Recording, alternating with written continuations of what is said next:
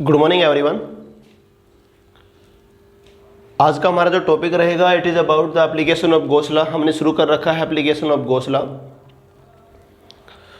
और हमने पहले पढ़ा था कि अबाउट द पॉइंट चार्ज के बारे में हमने फील्ड निकाला और एक लाइन चार्ज से फील्ड निकाला। यहाँ पे अपने पास जो आ जाता है अगला case, in this particular case we are going to discuss about the three cases.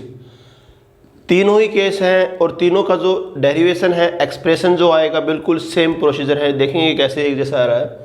तो तीन केस क्या क्या हैं यहाँ पे हम डिस्कस कर लेते हैं। पहला जो केस है electric field due to hollow conducting charge sphere. एक तो है electric field due to hollow conducting charge sphere, दूसरा है hollow non conducting charge sphere और तीसरा है अपने पास सॉलिड कंडक्टिंग चार्ज स्फीयर। तीन टॉपिक हैं, होलो है, होलो स्फीयर है, एक कंडक्टिंग है, नॉन कंडक्टिंग है, दोनों चार्ज्ड हैं। एक सॉलिड स्फीयर है जो कि क्या है, चार्ज्ड है। तो तीनों ही केस में क्या आएगा, जो डेरिवेशन आएगा वो क्या रहने वाला है, it is same as it is. इसका मतलब क्या है समझ लेते हैं एक बार क्या होता है।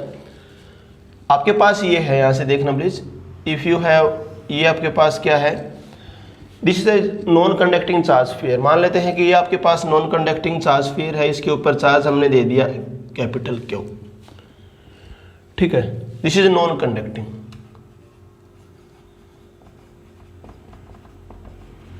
अगर आपके पास कंडक्टिंग है तो ये चाहे कंडक्टिंग आपके पास क्या रहे, conductor have the property, it have the essential property that one the charge is always reside on the surface of the conductor। आप इसको चार्ज देंगे तो हमेशा चार्ज क्या रहेगा, सरफेस के ऊपर रहेगा। अगर ये होलो है चाहे सॉलिड है, अगर ये सॉलिड भी होगा, आपने इसको चार्ज दिया, आपने इसको अगर चार्ज दिया तो इसकी बॉडी में चार्ज पूरी में नहीं रहेगा, चार्ज आपका पूरे सरफेस के ऊपर आ जाएगा। It is on the surface of the conductor. कहने का मतलब क्या है, चाहे कंडक्टर आपके पास सॉलिड है चाहे होलो है, in every case the charge will be on the surface. Non conducting की बात की, जो हमने चार्ज दिया तो उसके भी कहाँ पे है charge, it is on the surface. कहने का मतलब क्या है, ये तीनों ही केस हम जो बातें कर रहे हैं, इन तीनों ही केसेस में, in all the three cases the charge will be on the surface of the sphere. चाहे नॉन कंडक्टिंग है होलो, चाहे आपके पास क्या है कंडक्टिंग होलो है, चाहे आपके पास कंडक्टिंग सॉलिड है, तीनों ही केस में अपने पास जो रहने वाला है, इन एवरी केस अपने पास क्या रहने वाला है, व्हाट वी हैव। अगर ये होलो कंडक्टिंग भी हो जाएगा तो भी क्या रहने वाला है, in every case the charge will be on the surface. ये आपके पास क्या है, कंडक्टिंग, और ये होलो है। होलो कंडक्टिंग है, चाहे अपने पास सॉलिड कंडक्टिंग है, चाहे नॉन कंडक्टिंग होलो है, तीनों ही केस में अपने पास जो चार्ज रहेगा it is always on the surface. That's why for all this three अपने पास जो डेरिवेशन निकल के आएगा, जो एक्सप्रेशन आएगा, इट विल बी सिमिलर, एक जैसा होगा, ठीक है। तो क्या करते हैं यहाँ पे, यही शुरू करते हैं यहाँ पे हमारा डेरिवेशन। तो क्या हो जाएगा देखना,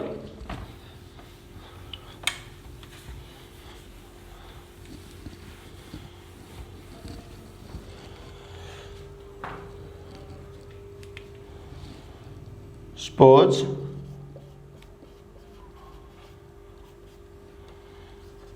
a charged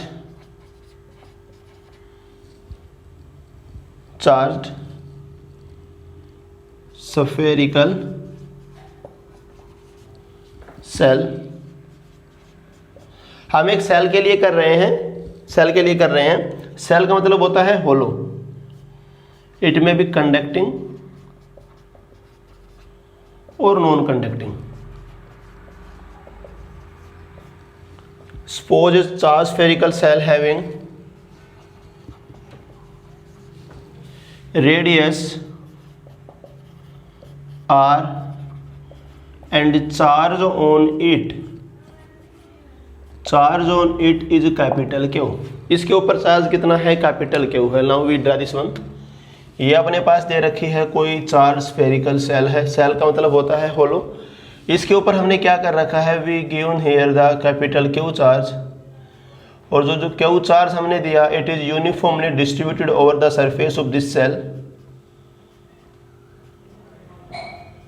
चार्ज क्या हो गया है, पूरे सरफेस के ऊपर यूनिफॉर्मली डिस्ट्रीब्यूट हो गया है। इसका जो चार्ज है कैपिटल क्यू है, इसकी जो रेडियस है वो क्या है, it is a capital are.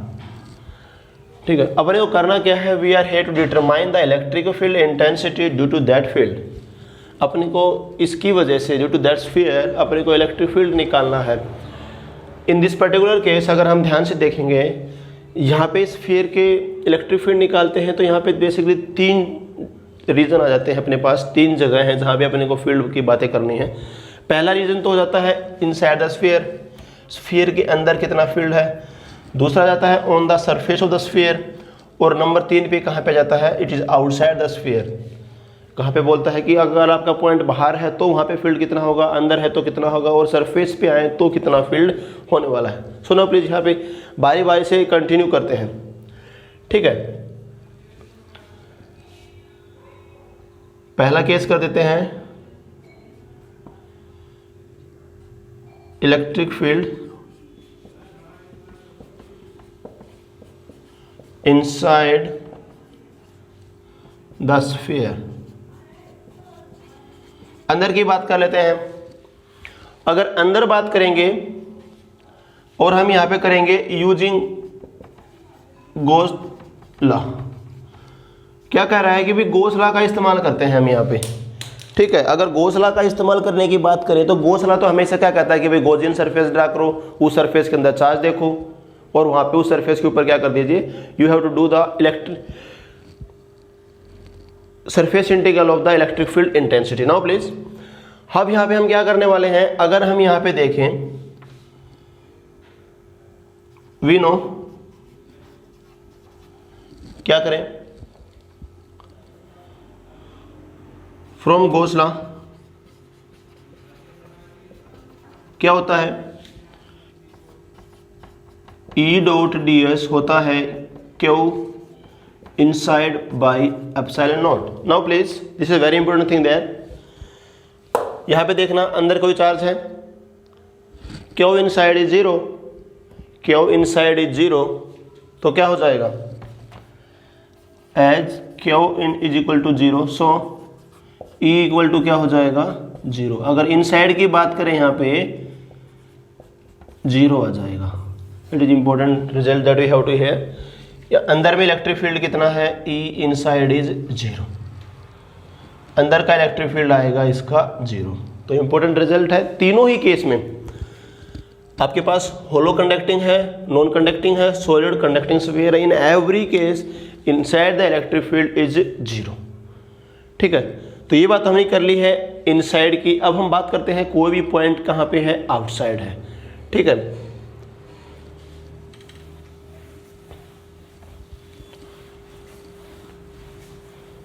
तो अब कर लेते हैं electric field at outside point. चलिए भाई, अपने को पॉइंट दे रखा है कि भाई बाहर की तरफ है। मान लेते हैं ये पॉइंट हो गया अपने पास P, ये बाहर कोई पॉइंट हो गया यहाँ पे बाहर। इस पॉइंट P के ऊपर फील्ड बोल रहा है कि निकालो, और किससे निकालो, using the Gauss law. Gauss law का इस्तेमाल करना है यहाँ पे। तो ये कहता है कि भाई गॉस लॉ का इस्तेमाल करो, तो सबसे पहले ड्रा करो गॉसियन सरफेस। तो सबसे पहले गॉसियन सरफेस ड्रा करते हैं। उसके लिए मुख्य बात है, हमको पता है it must be symmetric about the charge. तो इस स्फीयर के सिमेट्रिक होना चाहिए। तो अपने पास जो गॉसियन सरफेस जो आ जाएगा वो कुछ ऐसे आ जाएगा, it is something like that. ये हमारे पास हो जाएगा गॉसियन सरफेस।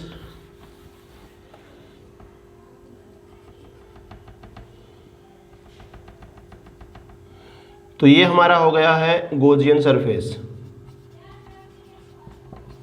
ओके, अब यहां पे अपने को निकालना है इस पॉइंट P के ऊपर फील्ड। तो इस स्फीयर की वजह से जो पॉजिटिव चार्ज जो रहेगा, पॉजिटिव चार्ज की वजह से जो फील्ड रहता है हमेशा कुछ ऐसे नॉर्मली आउटवर्ड रहेगा इधर को। इलेक्ट्रिक फील्ड कुछ ऐसे आ जाएगा। ठीक है, इलेक्ट्रिक फील्ड बाहर की तरफ होगा। और ये जो सरफेस आ गया गॉसियन सरफेस, यहाँ पे अपने को जो ds एरिया एलिमेंट हम लेंगे यहाँ से, this is our ds area element. इस एरिया एलिमेंट का जो यूनिट वेक्टर है, जो अपने को डायरेक्शन बताएगा, सरफेस के हमेशा क्या रहता है आपका unit vector, it is always normal to the surface. इसका मतलब क्या हो गया कि आपका जो n कैप है वो भी क्या रहेगा, इस डायरेक्शन में ही आगे की साइड को रहेगा। Means both E and N cap are in the same direction. This is the ds, छोटा सा एलिमेंट हमने लिया। अब हम क्या कर रहे हैं, अंदर की बात कर रहे हैं, अंदर वाले उसके ऊपर फील्ड निकाल रहे हैं। तो क्या करें, यहाँ पे देखना please, field outside,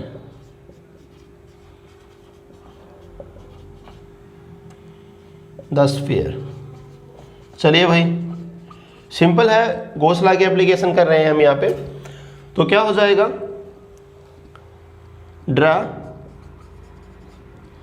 A spherical Gaussian surface. क्या किया हमने, एक स्फेरिकल गॉसियन सरफेस ड्रा किया है। अच्छा, ये दूरी मान लेते हैं, ये जो दूरी है इस पॉइंट की इस सेंटर ऑफ द स्फीयर से, वो कितनी है, r। कितनी है, सेंटर ऑफ स्फीयर से r है। Gaussian surface of radius R symmetric about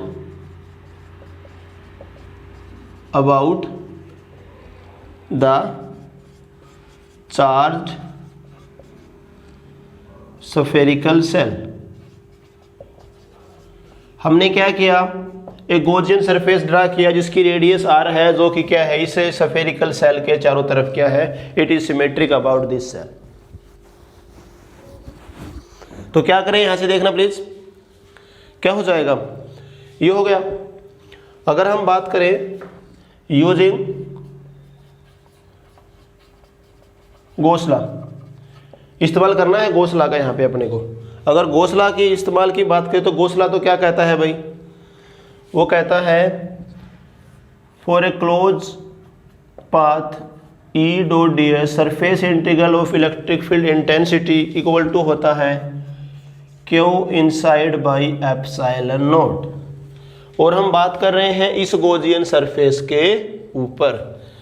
तो अगर यहाँ पे ध्यान से देखेंगे, इस सरफेस के ऊपर फील्ड कितना है, इस सरफेस का अंदर वाली बात की जाए, इसके अंदर कितना चार्ज है, तो यहाँ से अपने पास जो Q इनसाइड हो जाएगा, it is equal to Q।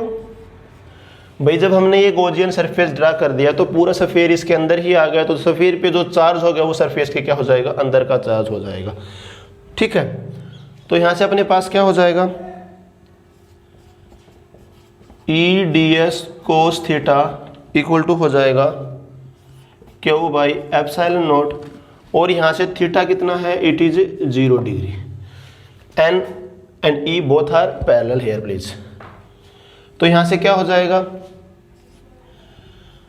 E ds equal to हो जाएगा Q बाई एप्सिलॉन नॉट। अगर इलेक्ट्रिक फील्ड हर जगह क्या रहने वाला है, सेम रहने वाला है, तो अपने पास क्या हो जाएगा, यहाँ से ये इलेक्ट्रिक फील्ड को बाहर निकाला, ds हो जाएगा Q बाई एप्सिलॉन नॉट। अगर सभी ds को जोड़ देंगे तो क्या बन जाएगा, it is comes out to the complete area of the sphere. और वो कितना है यहाँ पे, इट इज E इंटू में 4 पाई r स्क्वायर। इस स्फीयर की रेडियस कितनी है, इट इज योर r।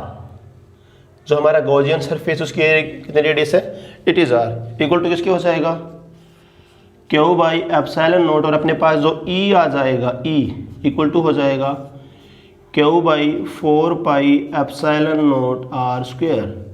और ये हमने जो E निकाला है, इट इज आउटसाइड। आउटसाइड में E कितना आ गया है, Q by 4 pi epsilon r square. तो यहाँ से बहुत ही सिंपल सा तरीका वही फिर से हमने लगाया है, गॉस लॉ का इस्तेमाल कर रहे हैं यहाँ पे। अब यहाँ पे हम क्या कर रहे हैं, देखना है यहाँ पे प्लीज। अगर हम इसका ऑन द सरफेस देखें, नंबर 3 पे आ जाता है on the surface, on surface of cell. Cell के सरफेस पे अगर हम बात करें, इस सेल के सरफेस पे फील्ड कितना होगा, तो यहाँ पे अपने पास क्या हो जाएगा, जो आर की वैल्यू हो जाएगी वो बराबर हो जाएगी आर के। सरफेस पे जब आ जाएंगे तो ये आर पीछे को होता है तो क्या हो जाएगा, it become R, capital R, the radius of this sphere. तो अपने पास क्या हो जाएगा, on the surface it is equal to Q, R की जगह कैपिटल आर रख लीजिए, क्या हो जाएगा 4 pi epsilon naught R square. ये सरफेस पे हो गया। इनसाइड में कितना हो गया, इनसाइड पे हो गया 0, आउटसाइड में कितना हो गया, आउटसाइड में कितना हो गया Q by 4 pi epsilon naught R square. जो आर है, स्मॉल आर की बातें कर रहे हैं, जो स्मॉल आर है वो किसी भी पॉइंट की सेंटर से क्या है, दूरी है। अब हम करते हैं इसका ग्राफिकल वेरिएशन शो करते हैं, ग्राफ के द्वारा इसको रिप्रेजेंट करते हैं। आगे आ जाता है ग्राफिकल वेरिएशन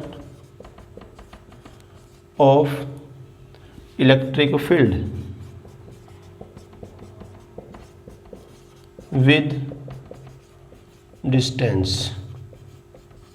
और एक अंश से हम ग्राफ ड्रा कर रहे हैं ई वर्सेस आर, ई और आर के बीच का हम ग्राफ ड्रा कर रहे हैं यहाँ पे। चलिए भाई आ जाइए।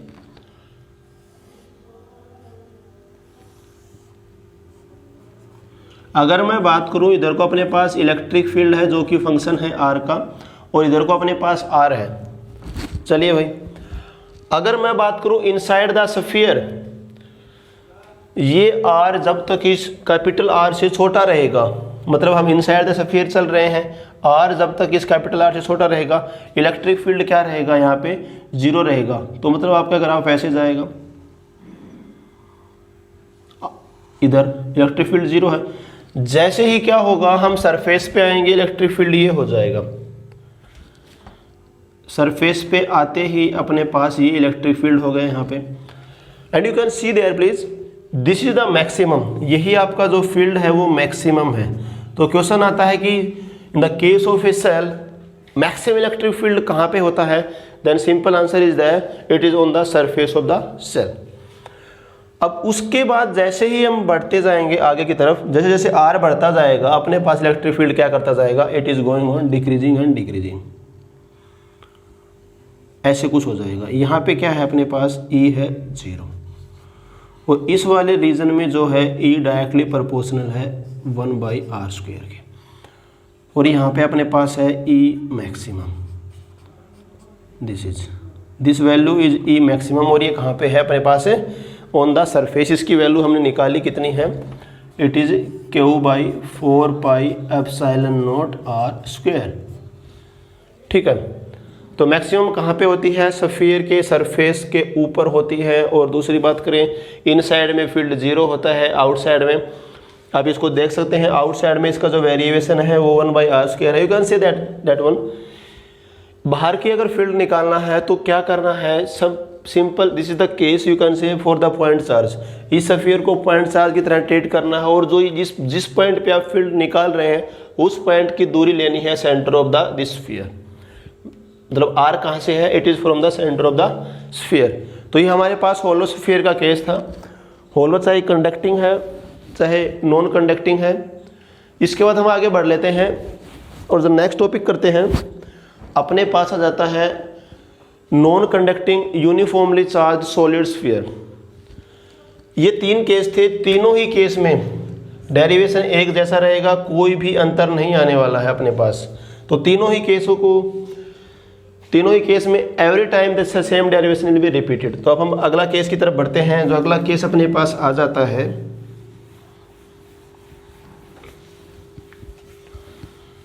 जो नेक्स्ट केस है अपने पास, वो है electric field due to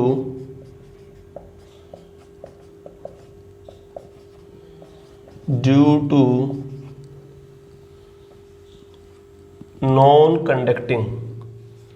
non conducting का मतलब कई बार बोल देता है कि भाई it is insulating non conducting solid charged, और you can say it is uniformly charged, uniformly charged sphere, ये अपने को क्या दे रखा है, it is uniformly charged sphere.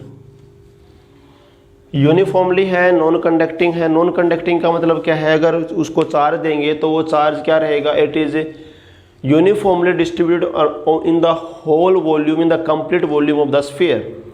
जैसे हमने कंडक्टर के केस में बात किया, होलो अपने पास अगर कंडक्टर सॉलिड था तो वहाँ पे चार्ज क्या चला गया था, सरफेस पे चला गया था। लेकिन यहाँ पे ऐसा नहीं होगा, पूरे के अंदर क्या रहने वाला है, चार्ज रहने वाला है। तो कुछ ऐसे होगा, देखना यहाँ से प्लीज। ये अपने पास क्या है, that is we have, it is a sphere, पूरी टोटली चार्ज है, इट इज यूनिफॉर्मली चार्ज है। मतलब क्या रहेगा, इसके पूरे के अंदर ही चार्ज है।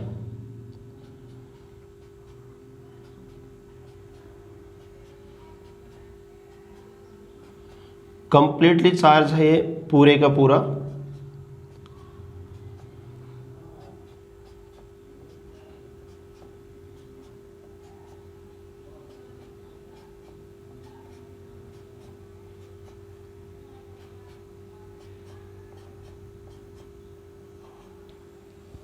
ये है अपने पास, it is completely charge and it is uniformly charged. मतलब जो चार्ज का डिस्ट्रीब्यूशन है वो कहीं पे भी वेरी नहीं कर रहा है, हर जगह चार्ज का डिस्ट्रीब्यूशन क्या है, वो एक जैसा है, सिमिलर है। ठीक है,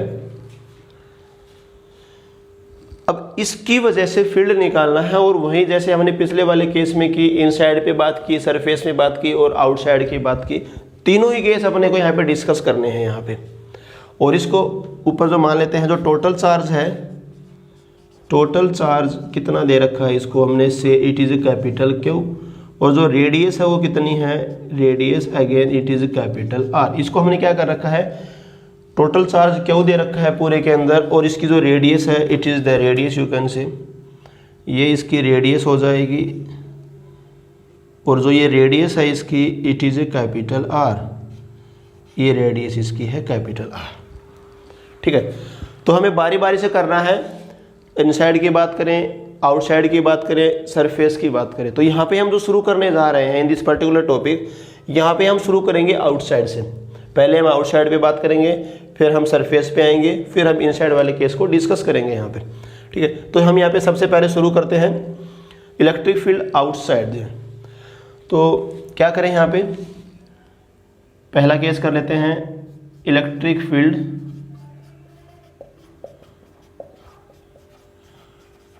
आउटसाइड द स्फीयर।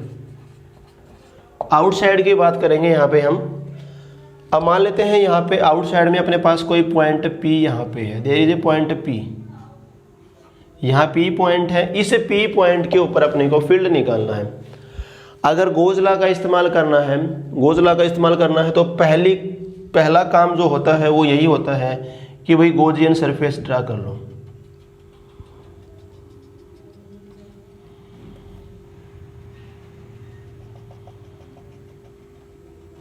यस, तो ये क्या हो गया, इसे P पॉइंट के गोजियन सरफेस ड्रा किया जो इस P पॉइंट से जा रहा है, और इस चार्ज के चारों तरफ क्या है, it is symmetrical about this charge.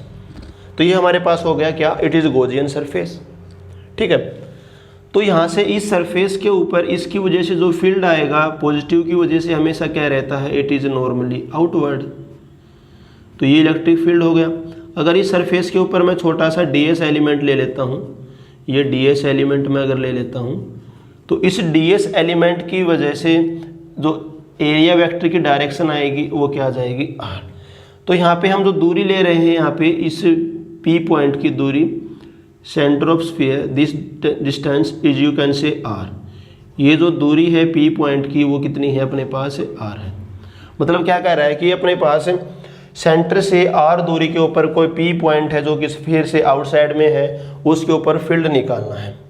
ठीक है, तो पहला काम क्या करते हैं, draw Gaussian surface of radius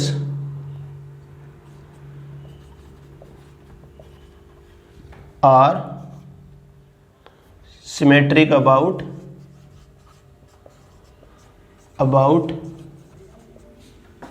charged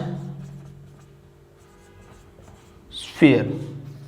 जो अपने पास हमने गॉसियन सरफेस ड्रा किया है वो इस चार्ज स्फीयर के क्या है, सिमेट्रिक अबाउट है।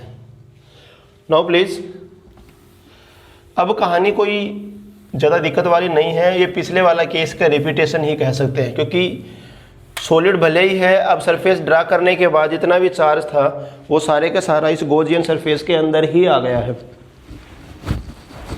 You can see Gaussian surface के अंदर है पूरा charge. This complete charge is lie inside this Gaussian surface. Please now there, तो क्या हो जाएगा, यूजिंग गॉस लॉ। चलिए भाई, क्या कहेगा गॉस लॉ अपने को?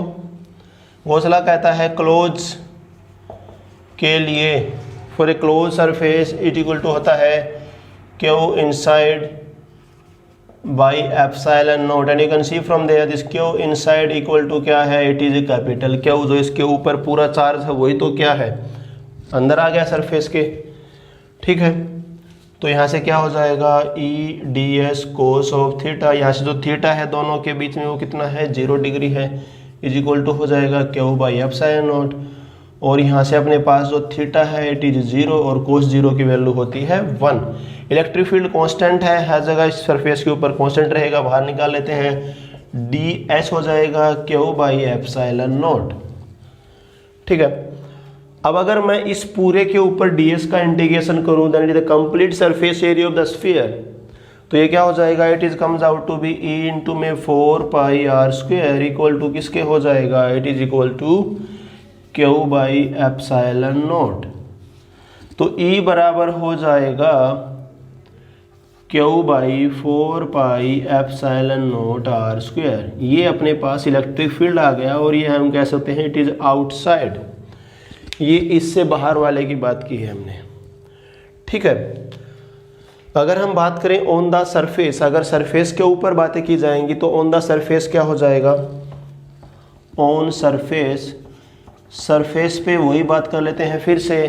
अपने पास क्या हो जाएगा, R बराबर हो जाएगा कैपिटल R के, और E ऑन द सरफेस आ जाएगा Q by 4 pi epsilon naught R square. ये बात हमने कर ली है सरफेस के लिए। ये सरफेस पे हो गया, ये आउटसाइड हो गया। एक केस बचता है, इंपॉर्टेंट केस बचता है इनसाइड वाला, कि इलेक्ट्रिक फील्ड इनसाइड में कितना होगा और कैसे होगा, उसको निकालना है। थोड़ा सा इंटरेस्टिंग है, अब तक की कहानी से थोड़ा सा अलग है ये। ठीक है, तो देखना यहाँ से एक काम करते हैं, फिर से एक बार इसका जो डायग्राम है एक बार फिर से ड्रा कर लेते हैं। देखिए प्लीज,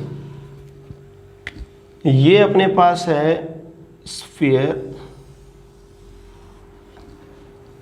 और इस पूरे के अंदर चार्ज है।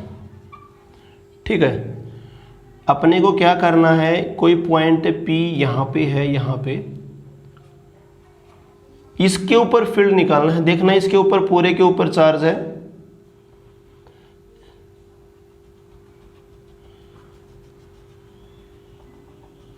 अपने को इस P पॉइंट के ऊपर फील्ड निकालना है। इसके अंदर पूरे के अंदर है चार्ज जो कि यूनिफॉर्मली डिस्ट्रीब्यूटेड है, बाहर की साइड भी है चार्ज।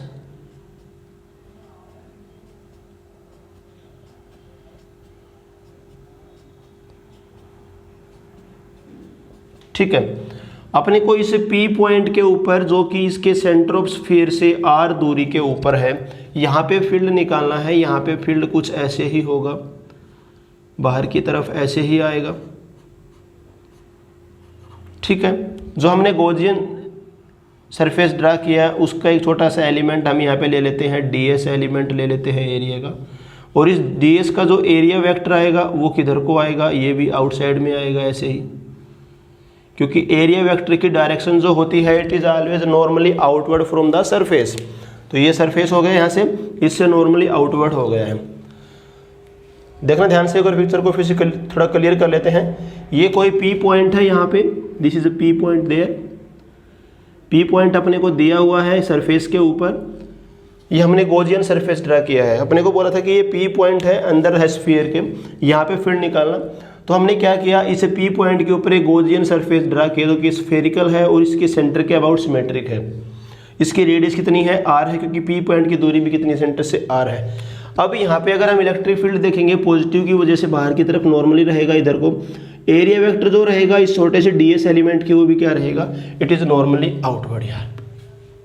Okay please. अब यहाँ पे क्या करें, ये तो कहानी हो गई इसके डायग्राम वाली। अब यहाँ पे बात कर रहे हैं नंबर 3 केस में जाता है फील्ड इनसाइड। अंदर की बात कर रहे हैं कि इनसाइड में फील्ड कितना होगा। ठीक है, तो क्या किया, to find field at a point P which is at distance r from center। भाई P की जो दूरी है ना सेंटर से वो कितनी है, r दूरी है, which is at distance r from center। Draw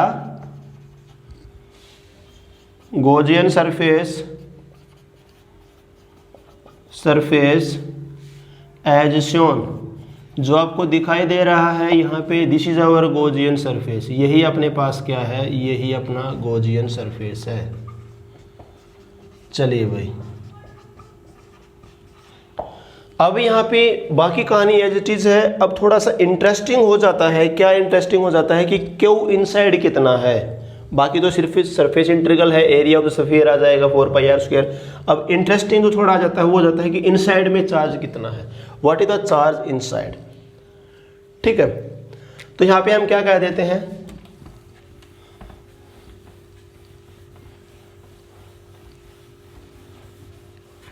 यहां पे हम मान लेते हैं सपोज वॉल्यूम चार्ज डेंसिटी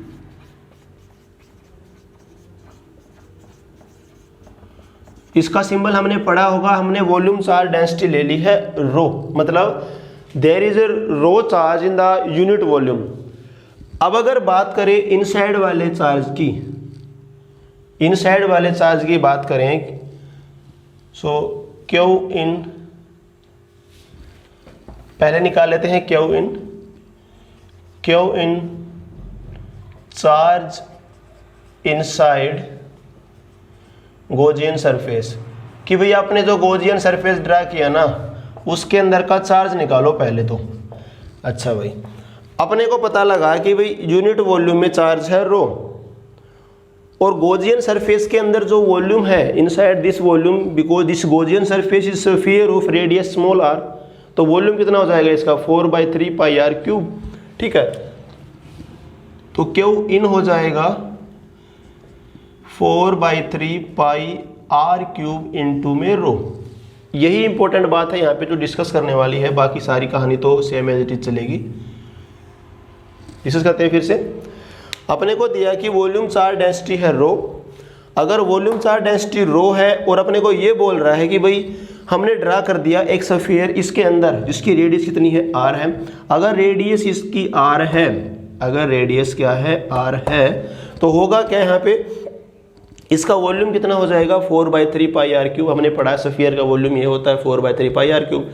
तो इसके अंदर चार्ज क्या हो जाएगा, चार्ज डेंसिटी इंटू में वॉल्यूम। तो ये हो गया अपने पास about the charge inside this Gaussian surface.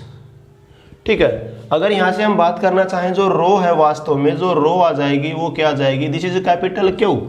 Total charge कितना है इसके ऊपर, क्यू है, और इसकी जो वॉल्यूम हो जाएगा क्या हो जाएगा 4/3πr³।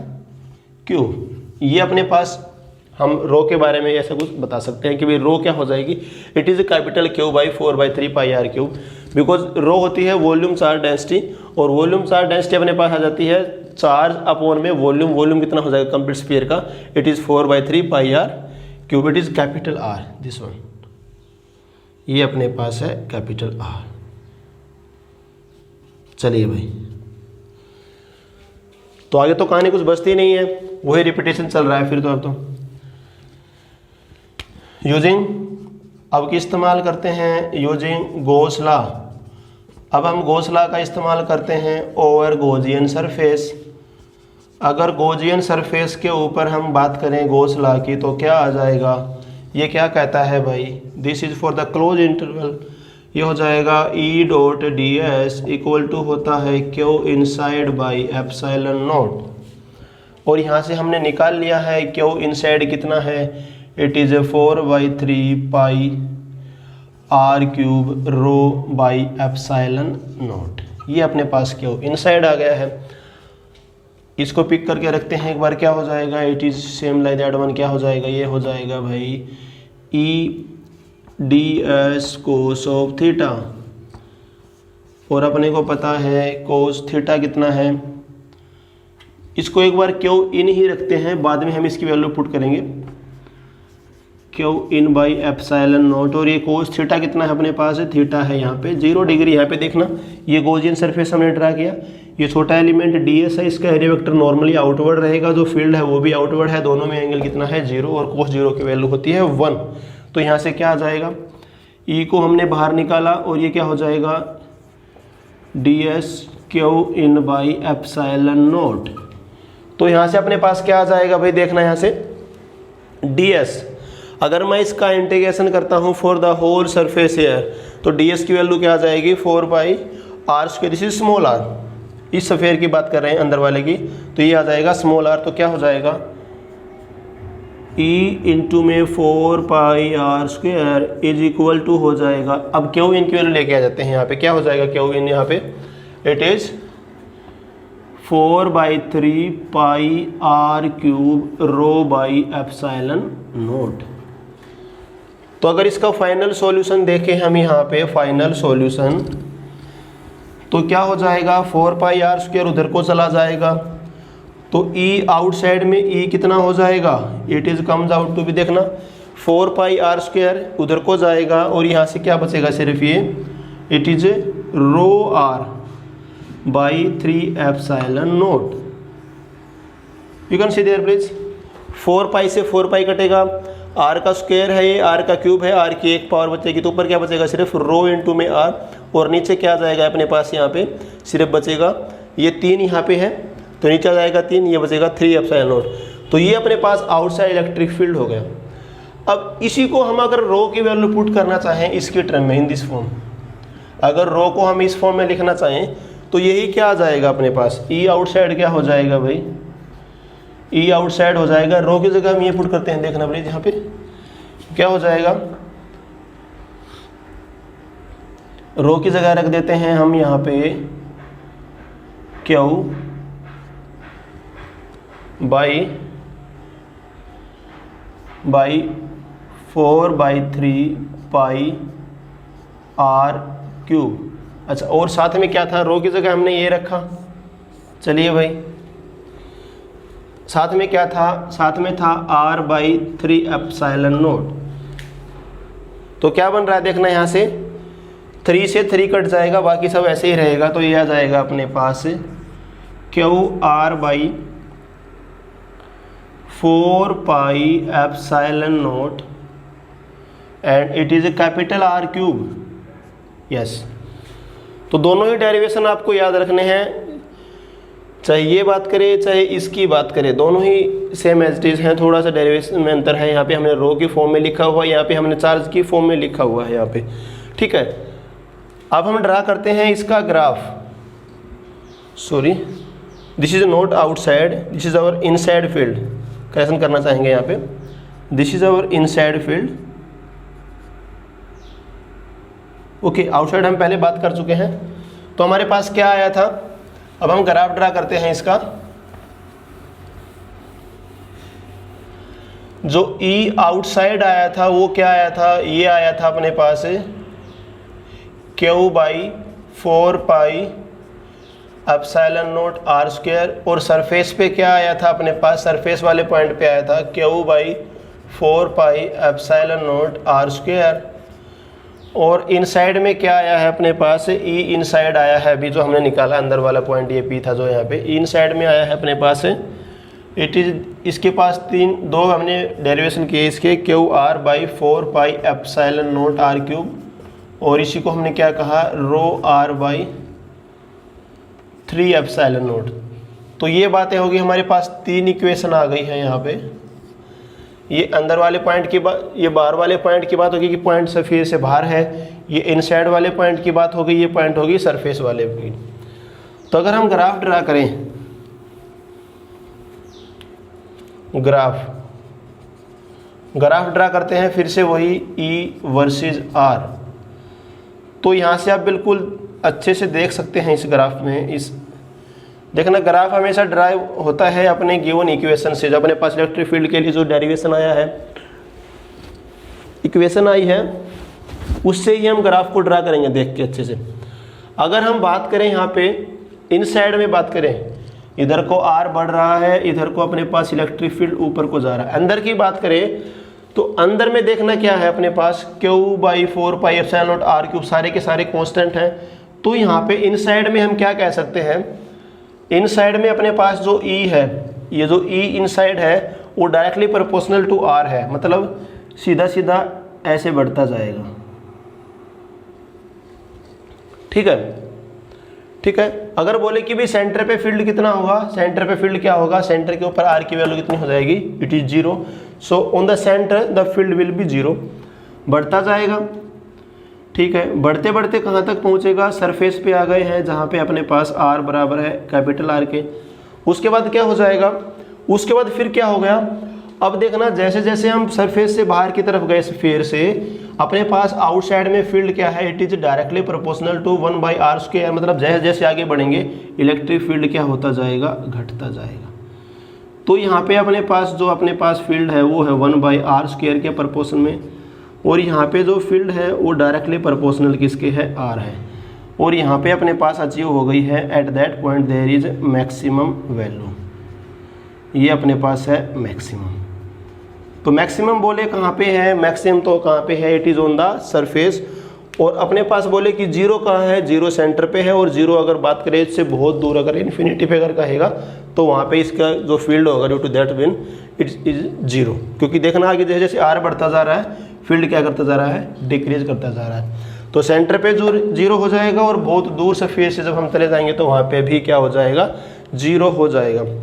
तो इनसाइड में फील्ड याद रखना है, इनसाइड में फील्ड क्या है, डायरेक्टली प्रोपोर्शनल टू R है, because this all parameter we can take it them as constant. और आउटसाइड में अपने पास जो फील्ड है वो क्या है, डायरेक्टली प्रोपोर्शनल है 1/r²। मतलब R के बढ़ने से आपका जो फील्ड है वो तेजी से डिक्रीज करेगा। यहाँ पे R के बढ़ने से अपने पास फील्ड क्या कर रहा है, इंक्रीज कर रहा है। कि कंसीडर दैट वन, इनसाइड वाली जो इक्वेशन है somewhat line equation y = mx, क्योंकि यहाँ पे जो इंटरसेप्ट C की वैल्यू है वो 0 है। यहाँ तो अपने पास जो फील्ड है इक्वेशन है अपने पास वो सिंपली लाइन की इक्वेशन आ रही है, y = mx। x की जगह अपने पास क्या है, यहाँ पे R है, और y की जगह क्या है अपने पास क्या है, इलेक्ट्रिक फील्ड है। तो this is the graph of the electric field. अंदर स्ट्रेट लाइन आएगी, बाहर क्या कर जाएगा, it is parabolic in the shape. तो यहाँ से हमने पढ़ा है about the electric field intensity. All there please. तो कहने का मतलब ये है कि एक एक चीज़ को, एक एक टॉपिक को बिल्कुल ध्यान से पढ़ेंगे तो आपके बेटर अंडरस्टैंडिंग होगी और काफ़ी अच्छे से आप चीज़ों को कवर कर पाएंगे।